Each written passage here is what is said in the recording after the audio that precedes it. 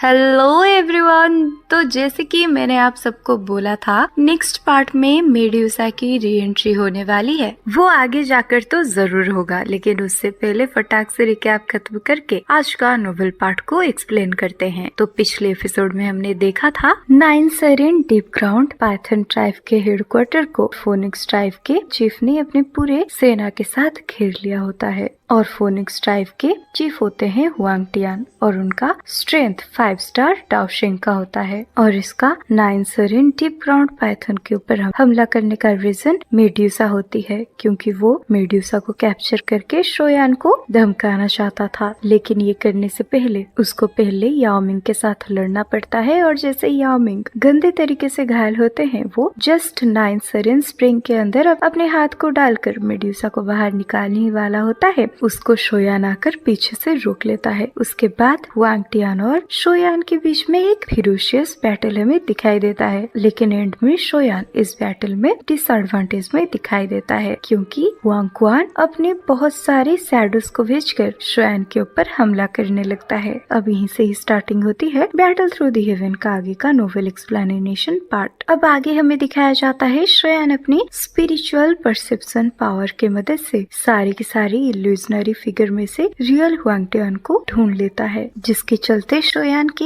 Huang Tian को पहचानने के बाद हुआंग टियान में साइड में प्रेजेंट हुए सारी के सारी इल्यूजनरी फिगर उसी के बॉडी के अंदर मैच हो जाते हैं। लेकिन शोयान ये सारे सिनारियो को इग्नोर करते हुए अपने क्लैन टाटू को एक्टिवेट कर देता है, जिसकी वजह से शोयान का स्ट्रेंथ एक ही पल में राइज हो जाता है, जिसके चलते अब शोयान सीधे के सीधे 5 स्टार डाओशिंग के इनिशियल स्टेज से इंटरमीडिएट लेवल पर पहुंच जाता है। अब शोयान अपनी उंगली की मदद से अपनी हेवनली फ्लेम को रिलीज करके वो गोल्डन फिगर के ऊपर थ्रो कर देता है। अब जैसे ही शोयान अपनी एक उंगली को उस गोल्डन फिगर के बॉडी में प्रेस किया था, अब हुआंग टियान का असली फिगर शोयान के सामने अपीयर होता है। अब इस चीज को देखकर हुआंग टियान बहुत ही ज्यादा सरप्राइज हो जाता है, क्योंकि शोयान ने उसके रियल बॉडी को ढूंढ लिया था। अब शोयान का हेवनली फ्लेम हुआंग टियान के बॉडी के अंदर घुस के उसकी हड्डियों तक पहुंच जाते हैं, जिसकी वजह से हुआंग टियान अपने बॉडी के अंदर एक इंटेंस पेन को फील करने लगता है, जिसके चलते हुआंग टियान अपने बोन विंग्स को निकालकर स्पीडली शोयान की तरफ उड़ते हुए जाने लगता है। अब ये देखकर शोयान भी फटाक से अपनी जगह से उड़कर पीछे आने लगता है और साथ ही साथ अपने हैंड साइन को चेंज करते हुए मुस्कुराते हुए कहता है एक्सप्लोड। अब हमें हुआंग टियान के साइड में एक एक्सप्लोजन दिखाई देता है। अब ये एक्सप्लोजन की वजह से पूरे आसमान में एक पिंक क्लस्टर फैलने के साथ साथ हुआंग टियान का बॉडी भी बहुत ही ज्यादा घायल हो जाता है। और जैसे ही आसमानों से धुआं हटता है, सब हुआंग टियान को देखकर सरप्राइज हो जाते हैं, क्योंकि जो हुआंग टियान कुछ टाइम पहले बहुत शांत था, वो अभी के लिए बहुत ही ज्यादा वायलेंट हो चुका था और उसके ज्यादातर कपड़े जल चुके होते हैं और उसका जो हाथ था वो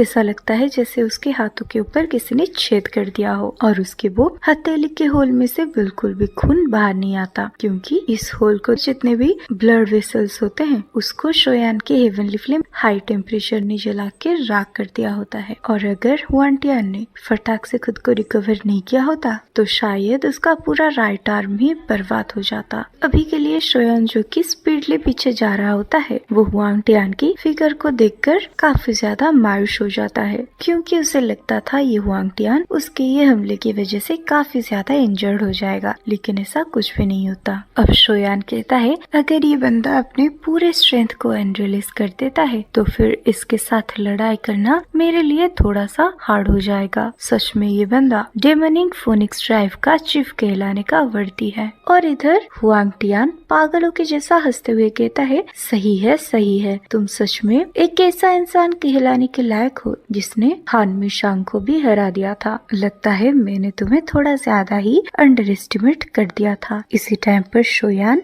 हुआंग टियान के बॉडी से रिलीज हो रहे वास्ट और माइटी डाउकी को सेंस कर लेता है, जिसके चलते उसके डाउकी जैसे ही आसमान पर जाकर काले बादल को इकट्ठे कर देते हैं, ये हुआंग टियान चिल्ला कर कहता है डेमन फोनिक्स होली स्टैचू। फिर उसका बॉडी तुरंत ही ट्रांसफॉर्म होने लगता है। अब इंस्टेंट ही एक गोल्डन लाइट स्पीडली इरप्ट होता है। उसके बाद एक 10,000 फुट का बड़ा डेमन फोनिक्स सबके आंखों के सामने अपीयर होता है और वो फोनिक्स के बॉडी से wave after wave fright frightening force release होने लगता है। अब इसी प्रेशर को महसूस करके आसपास प्रेजेंट हुए एक्सपर्ट्स बहुत ही ज्यादा डर जाते हैं। और गाइस, मैं आप सबको बता दूं, ये है हुआंग टियान का ओरिजिनल फॉर्म। और जब एक फोनिक्स अपने रियल फॉर्म में ट्रांसफर होता है, उसका स्ट्रेंथ 3 लेवल तक ज्यादा बढ़ जाता है। अब इधर आसमान पर एक अजीब सी फोनिक्स को फॉर्म होते हुए देख शोयान सरप्राइज हो जाता है। अब शोयान कहता है अभी का सिचुएशन थोड़ा ट्रबलसम लग रहा है। अब हुआंग टियान अपने 10,000 फुट बड़ी विंग्स को फ्लैप करते हुए स्पीडली शोयान की तरफ हमला कर देता है। ये देखकर शोयान फुल स्पीड से अपने हैंड साइन को चेंज करने लगता है। अब हमें शोयान के बॉडी के ऊपर एक बड़ी सी इल्यूजनरी फिगर बनते हुए दिखाई देता है। उसके बाद एक भयानक सा स्पिरिचुअल फ्लक्चुएशन हुआंग टियान के खतरनाक बॉडी में जाकर टकरा जाता है। और गाइस, ये सच है कि हुआंग टियान का फिगर अभी के लिए फ्राइटनिंग स्ट्रेंथ को रिलीज कर चुका है, लेकिन ऐसी बात भी नहीं होती शोयान अभी के लिए पूरे तरीके से हेल्पलेस हो। और हमें तो पता ही है मैजिकल बीस्ट का वीक पॉइंट उनका सोल होता है, और ऊपर से शोयान का परफेक्टली हेवनली स्टेज का सोल उस ट्राइबल चीफ का सबसे बड़ा वीक पॉइंट है। अब इधर शोयान का स्पिरिचुअल वेव बैंग साउंड के साथ हुआंग टियान के बॉडी के साथ जाकर टकरा जाता है, जिसकी वजह से उसका बॉडी का स्पीड स्लो हो जाता है और उसका सोल भी एक अजीब से दर्द को महसूस करता है। लेकिन फिर भी वो फोनिक्स हुआंग टियान बिल्कुल नहीं रुकता, क्योंकि उसको सही से पता है अगर वो शोयान के बॉडी के साथ एक बार टकरा जाता है तो फिर उसका मरना तय है। अब हुआंग टियान को इस तरीके से आते हुए देख शोयान समझ नहीं पाता उसको क्या करना चाहिए। अब शोयान फटाक से अपने हैंड साइन को चेंज करते हुए एक इल्यूजनरी फिगर को अपीयर कर देता है, और इस बार ये मोमो साउंड के साथ yellow spring divining anger finger को 3 बार परफॉर्म करने लगता है। और ये तीनों yellow spring divining anger technique तीनों स्पिरिचुअल सोनिक वेव अटैक में ट्रांसफर हो जाते हैं। और जो एक्सपर्ट पहले से ही काफी दूरी पर होते हैं, इस टाइम पर शोयान की ये टेक्निक की वजह से वो लोग भी खुद को संभाल नहीं पाते। अब इसी टाइम पर हमें दिखाया जाता है वो तीनों spiritual wave attack Huang Tian के ओरिजिनल फॉर्म वाले बॉडी के साथ जाकर टकरा जाता है, जिसकी वजह से वो फोनिक्स के आसपास मौजूद हुए गोल्डन लाइट फीका पड़ जाता है। और भले ही हुआंग टियान कितना भी पावरफुल हो, ये सोल अटैक की वजह से वो भी काम जाता है और उसके पूरे बॉडी में एक अजीब सा दर्द फैलने लगता है। और अभी के लिए उसके पास इतना भी स्ट्रेंथ नहीं होता कि वो अपने पंखों को फड़फड़ाए। अभी अटैक को देखकर दूर प्रेजेंट हुए याओ मिंग एकदम से डरते हुए घबराते हुए कहते हैं क्या ही स्पिरिचुअल सोनिक वेव है। सच में अगर ये सोनिक वेव मेरी बॉडी के साथ टकरा जाते तो मेरा पूरा बॉडी ही कोलैप्स हो जाएगा। और अभी के लिए ये 4 टेक्निक को रिसीव करने के बाद भी ये हुआंग टियान सही सलामत है। अब इसी टाइम पर ही याओ मिंग को समझ में आता है एडवांस 5 स्टार दाओशेंग एक्सपर्ट का स्ट्रेंथ कितना ज्यादा टेरिफाइंग होता है। और इधर हुआंग टियान का हालत भी बहुत बदतर हो जाता है, उसके दोनों आंखों से खून रिलीज होने लगते हैं। इसी टाइम पर वो शोयान को देखते हुए कहता है शोयान, तुम्हारा जितना मर्जी उतना अटैक मेरे ऊपर थ्रो करो, ये किंग तुम्हारे हर एक हमले को झेल लेगा। अब हुआंग टियान अपने बोन विंग्स को दोबारा से फ्लैप करता है, जिसकी वजह से हुआंग टियान का वो ह्यूज बॉडी 1000 फीट पीछे प्रकट होता है और एक बेना सा हवा का फ्लो शोयान की तरफ आगे बढ़ जाता है, जिसकी वजह से शोयान के बॉडी के सारे डाउकी धीरे धीरे करके इधर उधर बिखरने लगते हैं। और इस सीन को देखकर याओ मिंग के फेस से रंग उड़ जाते हैं। और इधर हुआंग टियान काफी स्पीडली शोयान की तरफ उड़ते हुए आने लगता है, और ये देखकर शोयान बिल्कुल भी अपनी जगह से नहीं जाता, बल्कि शोयान अपने हाथ को उठाकर एक 6 कलर फायर लोटस को अपीयर करता है। और जब शोयान अपने इनहेरिलेशन फायर लोटस को हुआंग टियान के ऊपर थ्रो करने ही वाला होता है, नीचे 9 सरिन स्प्रिंग में से अचानक से एक बड़ा सा एक्सप्लोजन होता है और नीचे 9 सरिन स्प्रिंग से रिलीज होता है एक एनर्जी पिलर, जो कि शोयान और हुआंग टियान के बीच में से निकलता है। और ये जो एनर्जी पिलर था उसमें 9 कलर प्रेजेंट थे, और इससे यूनिक सा लाइट पिलर को देखकर ऊपर आसमान में प्रेजेंट हुआ हर एक इंसान सरप्राइज हो जाता है। और जब ये 9 कलर्ड पिलर आसमानों में जाती है, याओ मिंग के साथ साथ बाकी के सारे 9 सरिन डीप ग्राउंड पाइथन मेंबर्स की बॉडी ट्रैम्बल करने लगती है। और इस इस टाइम के दौरान हुआंटियान का बॉडी रुक नहीं पाता, जिसके चलते ये एनर्जी पिलर से हुआंटियान का बॉडी टकरा जाता है। अब इस कोलाइजन की वजह से पूरा जमीन कांपने लगता है। उसके बाद वो 9 पिलर भी क्रैक होने लगता है।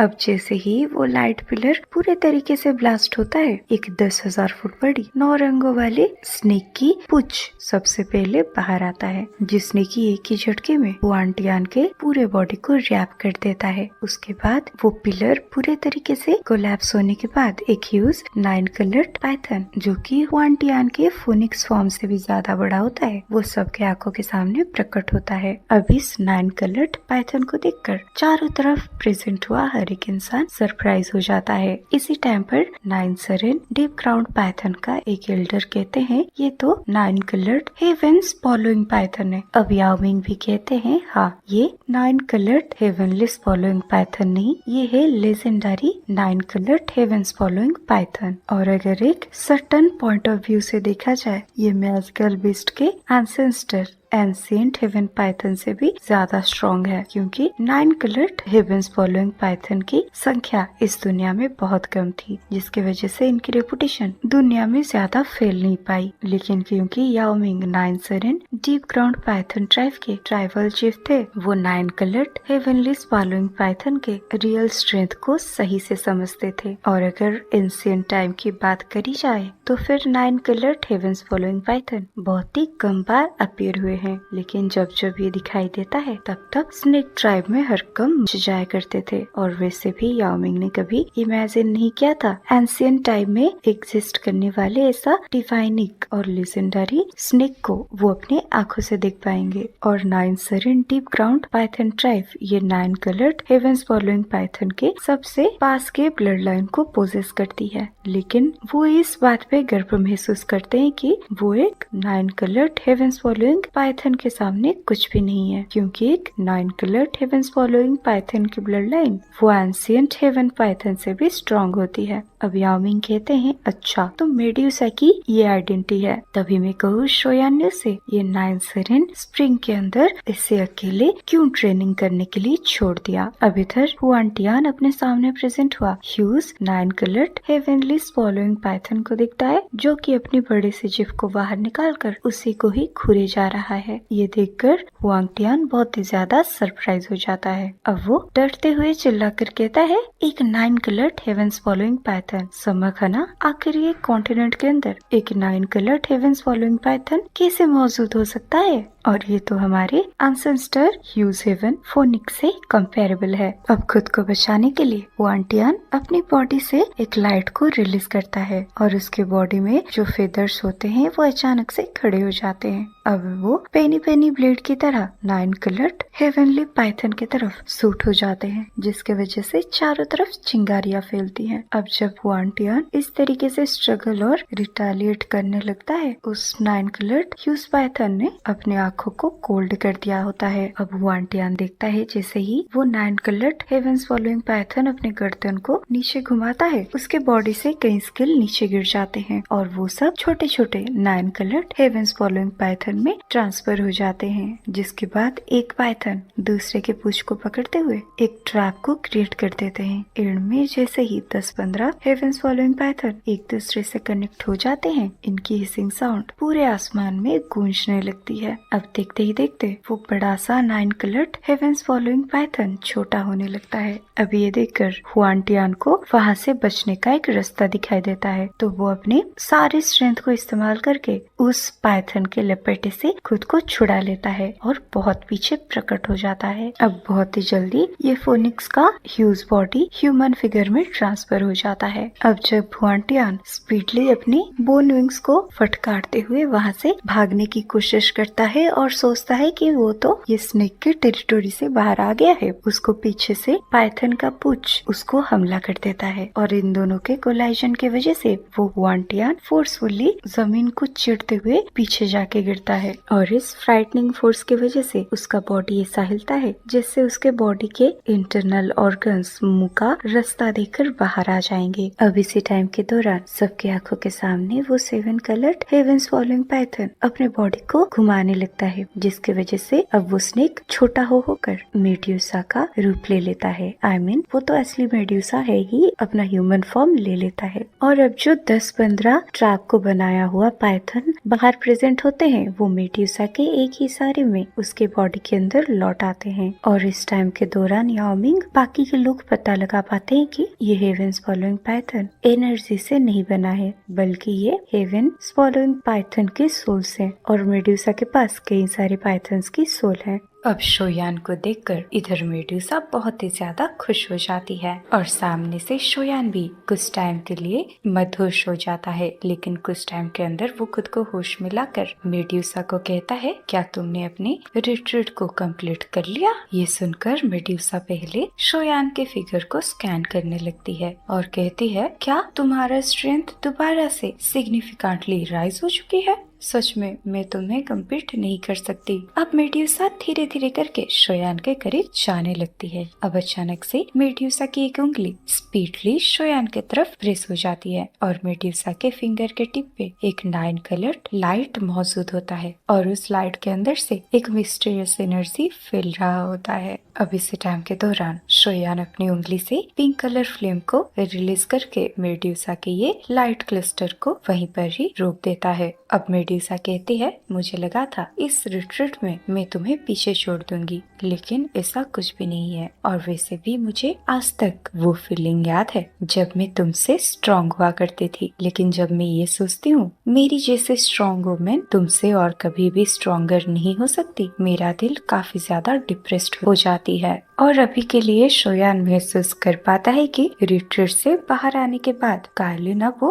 क्वीन मेड्यूसा बन गई थी, जो कि काफी रुथलेस थी और जिसको कंट्रोल में लाना इम्पॉसिबल था। अब शोयान कहता है, ठीक है, ये सब फालतू के काम मत करो, तुम पहले बताओ तुम्हारा स्ट्रेंथ कहाँ तक पहुँची है। दरअसल गाइस, शोयान जब अपना स्पिरिचुअल परसेप्शन का यूज करके मेड्यूसा की स्ट्रेंथ को पता लगाने की कोशिश कर रहा था, उसको मेड्यूसा की रियल स्ट्रेंथ के बारे में नहीं पता चल रहा था। ऐसा इसलिए नहीं क्योंकि मेड्यूसा ने शोयान को सरपास कर दिया है, बल्कि ऐसा इसलिए मेड्यूसा की ऑरा कुछ ज्यादा ही मिस्टीरियस है, जिसका नापतोल करना इम्पॉसिबल है। अब शोयान को इतना ज्यादा सीरियस होते हुए देख मेड्यूसा कहती है, मेरी स्ट्रेंथ अभी के लिए 4 स्टार डाउशिंग की है, लेकिन भले ही मेड्यूसा पब्लिकली कितना भी ज्यादा स्ट्रॉन्ग और एरोगेंट बिहेव करे, वो शोयान के सामने बहुत ही ज्यादा काम और ओबीडियंट बिहेव करती थी। और अभी के लिए शोयान कहता है, लेकिन तुम्हारा कुछ टाइम पहले का अटैक तो कोई 4 स्टार डाउशिंग वॉरियर का नहीं था। उसके बाद मेड्यूसा शोयान के करीब आकर उसको अपनी कलाइयाँ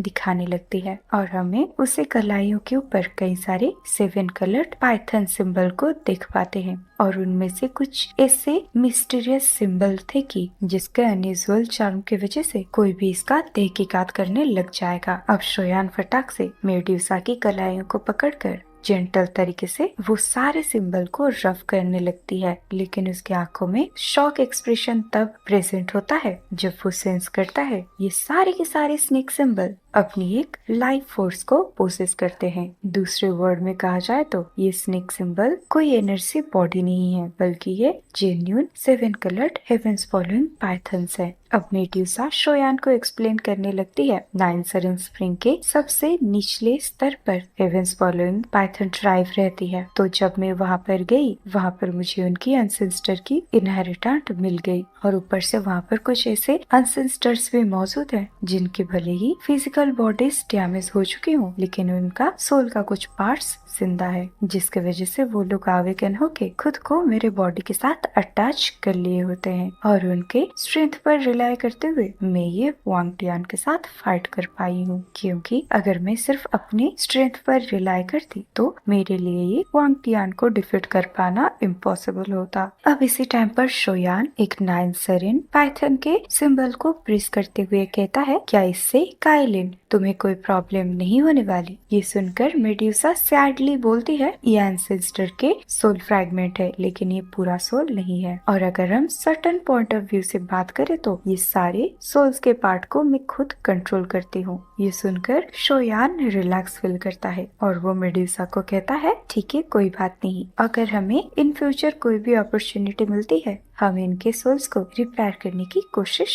जरूर करेंगे, लेकिन अभी के लिए हमारे लिए सबसे ज्यादा जरूरी काम है अभी के परेशानी को रिजॉल्व करना। ये बोलते ही वो हुआंग टियान को देखने लगता है। इस टाइम पर मेडुसा भी हुआंग टियान को देखने लगती है और हुआंग टियान खांसते हुए अपने मुंह से फ्रेश खून को पोंछता है और वो भी क्वीन मेडुसा और शोयान को देखने लगता है। और अभी हुआंग टियान सोचने लगता है अगर ये दोनों सही से कोऑपरेट करते हैं तो मेरा तो बैंड बज जाएगा। तो अब वो अंदर ही अंदर रिग्रेट फील करते हुए मन ही मन कहता है अगर मुझे ये पता होता शोयान की women 9 coloured heavens following python है तो फिर मैं इस मामले पर अपनी नाक नहीं अड़ाई होती। अब हुआंग टियान को इतना चुप देखकर शोयान हंसते हुए कहता है ट्राइबल चीफ हुआंग टियान, क्या तुम अभी अपने टारगेट को कैप्चर करने की कोशिश करने वाले हो? ये सुनकर हुआंग टियान काफी ज्यादा हर्ष आवाज में कहता है शोयान, इस बार ये ट्राइब किंग अपने हार को स्वीकार करता है। ये सुनकर आसपास प्रेजेंट हुआ हर एक इंसान सरप्राइज हो जाता है क्योंकि हेवन फोनिक्स ट्राइब का ट्राइबल चीफ जिसका स्ट्रेंथ पूरे मैजिकल बीस्ट में फैला हुआ है वो आज इसे हार मान रहा है। लेकिन इधर शोयान कहता है ट्राइबल चीफ हुआंग टियान, क्या तुम्हारे हार मानने से ये वाला मैटर इतना इजीली रिजॉल्व हो जाएगा? ये सुनकर मेडुसा कहती है तो शोयान, क्या मैं इसे खत्म कर दूं? अब ऐसी बातों को सुनकर हुआंग टियान बहुत ही ज्यादा टेंशन में आ जाता है। अब वो चिल्लाकर कहता है ठीक है, भले ही इस बारी मैं अपने हार को मानता हूँ लेकिन इसका मतलब ये नहीं कि मैं तुमसे डरता हूँ। और अगर हम यहाँ पर सच में ऑल आउट फाइट स्टार्ट कर देंगे तो फिर भले ही एंड में जाकर मैं जीत ना सकूं, लेकिन मेरे सेल्फ डिस्ट्रक्शन के वजह से तुम दोनों भी बच नहीं पाओगे। लेकिन इधर ये सुनने के बाद भी शोयान और मेडुसा अपने बॉडी से किलिंग इंटेंट को ऐसे ही रिलीज करने लगते हैं और इस चीज को नोटिस करके याओ मिंग भी सरप्राइज हो जाते हैं, लेकिन वो खुद को रोक के शोयान के मैटर में खुद को इंटरवीन नहीं करते। और अगर एक पॉइंट ऑफ व्यू से देखा जाए, अगर शोयान हुआंग टियान को खत्म कर देता है तो फिर वो याओ मिंग के लिए अच्छी बात है। अब आसपास के डिसएडवांटेज वाली नेचर को देखते हुए हुआंग टियान हंसते हुए कहता है शोयान, इस किंग के पास ऐसी न्यूज है जिसे सुनने के बाद तुम यहाँ पर बिल्कुल भी नहीं रुकोगे। ये सुनकर शोयान अपने आंखों को उठाकर हुआंग टियान को देखते हुए कहता है अच्छा, तो फिर क्यों ना तुम मुझे बता दो ये न्यूज क्या है? ये सुनकर हुआंग टियान कहता है तुम एक बार ही सोचो, इस टाइम पर ही ये किंग ने कैंपेन क्यों लॉन्च किया है? दरअसल मेरा गोल तुम्हें अट्रैक्ट करना था। ये सुनकर शोयान का दिल बैठ जाता है और वो हुआंग टियान को देखते हुए पूछता है लेकिन क्यों? ये सुनकर हुआंग टियान स्माइल करते हुए कहता है लगता है तुम्हारा और रेंसिएंट बॉय ड्रैगन ट्राइब के एम्परर के बीच में रिलेशन काफी अच्छा है। ये सुनकर शोयान गुस्से भरी आवाज में कहता है तुम मेरी पेशेंस को टेस्ट मत करो। ये सुनकर हुआंग टियान हंसकर कहता है अगर मैं तुम्हारी जगह पर होता तो मैं फटाक से एम्प्टी रियलम के लिए निकल चुका होता, क्योंकि मुझे लगता है अगर तुम और थोड़ी सी भी देरी करोगे तो फिर तुम्हें नई ड्रैगन एम्परर की सिर्फ हड्डियां मिलने वाली है। वो लड़की अपनी लिमिट्स को नहीं जानती। क्या उस लड़की को सच में ऐसा लगता है कि एंशिएंट बॉय ड्रैगन ट्राइब को यूनाइटेड करना इतना आसान होने वाला है? अब ये सारी बातों को सुनने के बाद शोयान बहुत ही ज्यादा टेंशन हो जाता है और यहीं खत्म होता है आज का नोवेल एक्सप्लेनेशन पार्ट। तो गाइस नेक्स्ट पार्ट में ही पता चलेगा शोयान ये न्यूज को सुनने के बाद क्या करने वाला है। I mean, वो ड्रैगन आइलैंड पर तो जाएगा लेकिन उसके बाद वहाँ क्या बवाल होने वाला है वो हमें नेक्स्ट पार्ट में ही पता चलेगा। लेकिन गाइस आज का नोवेल पार्ट आपको कैसा लगा वो मुझे कमेंट में जरूर बताना, और अगर वीडियो पसंद आई हो तो वीडियो को लाइक और चैनल को सब्सक्राइब जरूर करना। तो चलो बाय, मिलते हैं नेक्स्ट वीडियो में।